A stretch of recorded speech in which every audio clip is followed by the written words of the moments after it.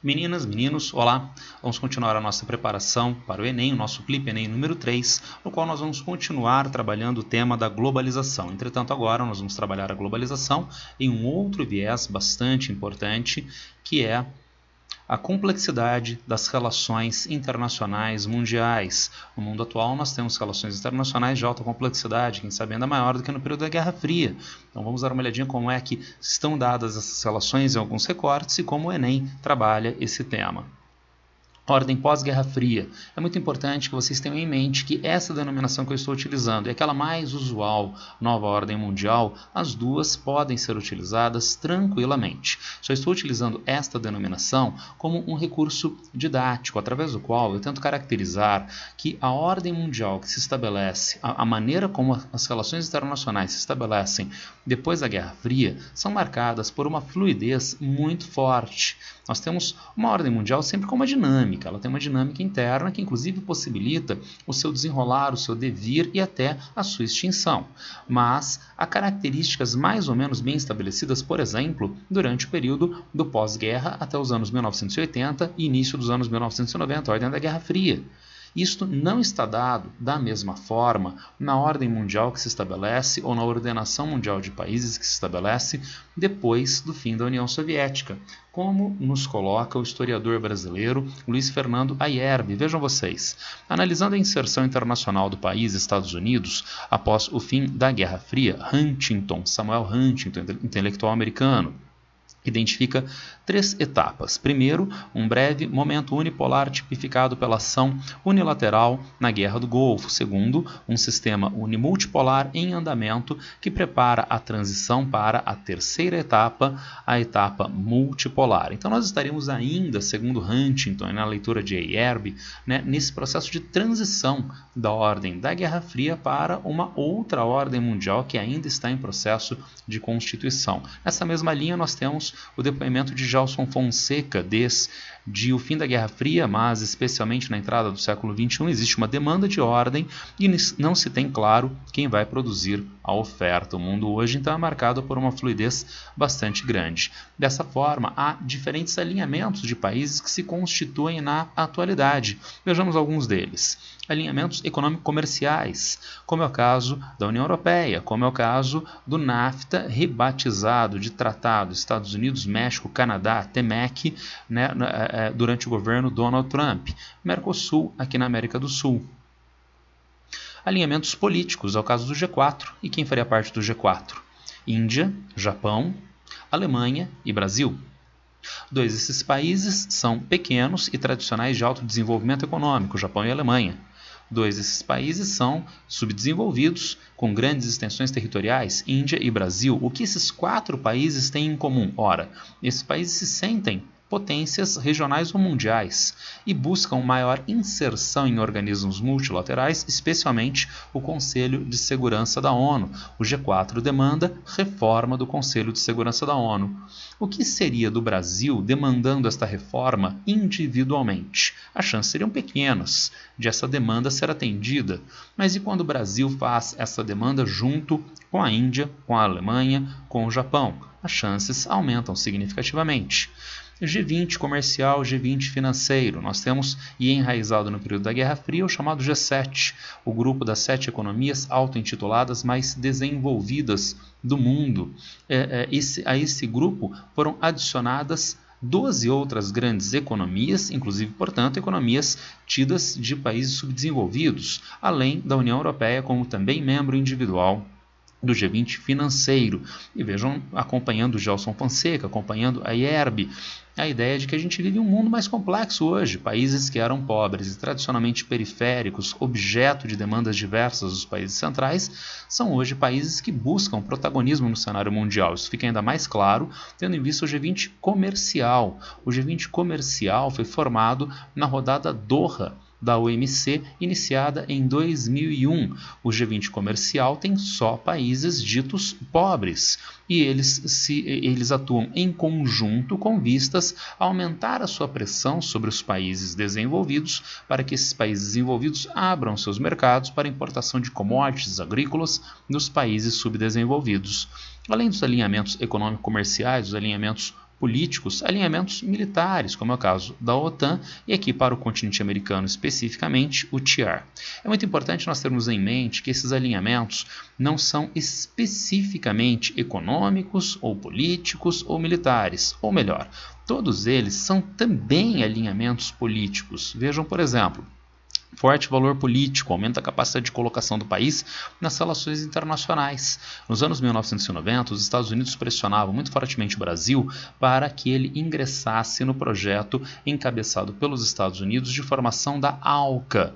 Como o Brasil poderia resistir a essas pressões mais facilmente, mais eficientemente? O Brasil já era participante do Mercosul desde 1991, na fundação do Mercosul, e em 1994, no Tratado de Ouro Preto, o Mercosul se tornou uma união aduaneira e, consequentemente, o comércio externo não é gerenciado mais por cada um desses países individualmente, mas pelo conjunto dos países do Mercosul. Então, uma coisa é o Brasil se contrapor à demanda americana de criação da ALCA. As chances são menores disso acontecer. Outra coisa é quatro países atuarem em conjunto, os 4 países à época do Mercosul. Tudo bem? Vamos dar uma olhadinha como é que o Enem trata essas questões. Temos aqui um mapa, o mapa tem uma razoável complexidade, uma recomendação, dá uma passada de olhos sobre o mapa. Como ele é bastante complexo, ele tem uma legenda mais ou menos extensa, né? Dá só uma passada de olhos. Se você for esmiuçar isto agora, talvez as minúcias que você esteja procurando não sejam demandadas na questão. Vamos dar uma olhadinha no restante do texto base?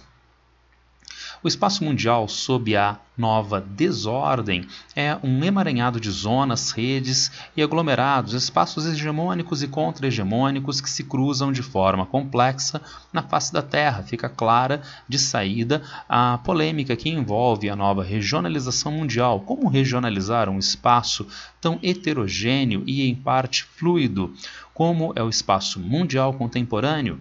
E vejam então que o texto base, principalmente nessa expressão nova desordem mundial, acompanha aquela ideia que eu coloquei para vocês de ordem pós-Guerra Fria. Acompanha também as passagens dos excertos de Fonseca e Ayerbe.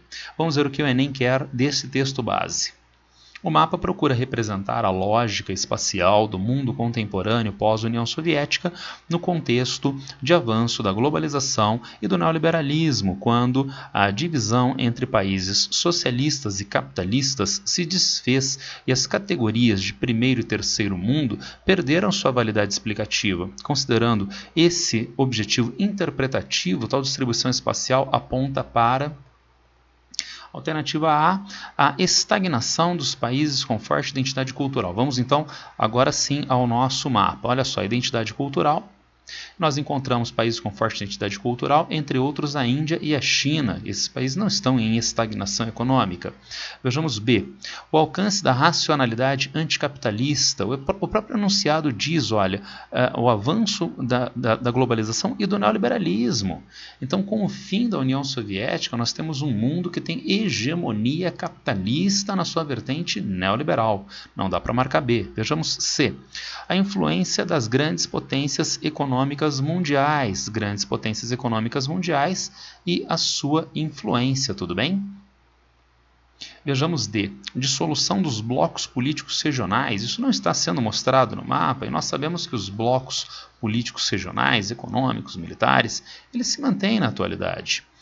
E o alargamento da força econômica dos países islâmicos, apesar disso está sendo mostrado aqui no mapa, mas vejam, principalmente na região do Sahel, que é uma região periférica do mundo, validando, portanto, de fato, apenas a alternativa C. Mas essa questãozinha, Brasil, Alemanha, Japão, Índia, pedem reforma do Conselho de Segurança. Segundo reportagem da Agência Brasil, vejamos. Os representantes do G4, Brasil, Alemanha, Índia e Japão, reiteram em setembro de 2018 a defesa da ampliação do Conselho de Segurança da Organização das Nações Unidas, a ONU, durante reunião em Nova York, Estados Unidos. Em declaração conjunta de 10 itens, os chanceleres destacaram que o órgão, no formato em que está, com apenas 5 membros permanentes e 10 rotativos, não reflete o século XXI. O que disseram esses chanceleres? A reforma do Conselho de Segurança é essencial para enfrentar os desafios complexos de hoje, Como aspirantes a novos membros permanentes de um conselho reformado, os ministros reiteram seu compromisso de trabalhar para fortalecer o fundamento da ONU, da ordem multilateral global, bem como seu apoio à respectiva candidatura, afirma em declaração conjunta. Então, vejamos o que o Enem quer sobre essa declaração dos países que se dizem do G4 e querem reforma do Conselho de Segurança. Os países mencionados no texto justificam sua pretensão com base na seguinte característica comum: extensividade da área territorial. Então, vejam, o texto base já deu quais são esses países, não é? Brasil, Índia, Alemanha e Japão. Os dois primeiros, Brasil e Índia, têm extensão territorial significativa. Agora, os dois últimos que eu citei, Alemanha e Japão, não tem. Então, com base no texto fornecido e com os conhecimentos do aluno sobre esses países, ele invalida a alternativa A. Vejamos B. Protagonismo em escala regional. Eu poderia até dizer protagonismo em escala mundial. Então, vamos procurar uma melhor? C. Investimento em tecnologia militar. A Índia tem investimentos relativamente altos, né? Japão e Alemanha, talvez, junto ao percentual dos seus PIBs, um pouco menor, e o Brasil fica bem atrás. Então, o Brasil não se caracteriza como uma potência militar e nem faz tão altos investimentos militares. Não dá para validar. D. Desenvolvimento de energia nuclear. Então, a Índia tem produção de energia elétrica nuclear e, inclusive, desenvolvimento nativo de tecnologia de armas de destruição em massa nucleares. Mas o Brasil, por exemplo, tem um desenvolvimento tecnológico nuclear bastante acanhado e é membro do TNP, Tratado de Não Proliferação de Armas Nucleares. Vejamos. E. Disponibilidade de recursos minerais. Para os países de grande extensão, Brasil e Índia, dá para validar. Para os países de pequena extensão, Alemanha e Japão, não dá para validar. E, portanto, a alternativa que melhor se encaixa é a alternativa B, protagonismo em escala regional. Tudo bem? Era isso que eu queria passar para vocês hoje. Se alguém tiver alguma dúvida, algum problema, por favor, me aciona nas redes sociais. Abraço para todo mundo e boa sorte.